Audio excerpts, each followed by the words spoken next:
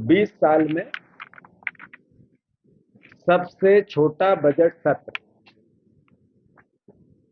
उद्देश्य क्या था?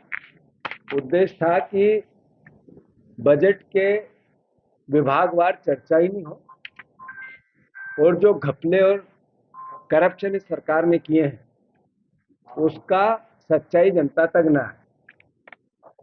मुझे खुशी है हमारे विधायकों ने हमारे नेता प्रतिपक्ष की के नेतृत्व में जिस तरीके से नर्सिंग घोटाला उठाया, जिस तरीके से नल जल योजना का घोटाला उठाया, जिस तरीके से बजट में की चर्चा में इस सरकार की कलाई खुली और एक एग्रेसिव रुख अपनाया, वो अपने आप में इस सरकार के असली चेहरे को बताता है।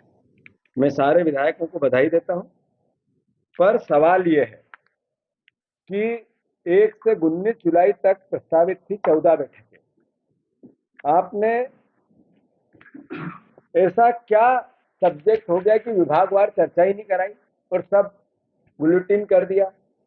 ये 4287 प्रश्न सवाल पूछे गए थे, उसमें बीजेपी के भी विधायक थे। सदन एक माध्यम होता है एक जनप्रतिनिधि को अपने क्षेत्र की और प्रदेश की जनता की आवाज को रखने का।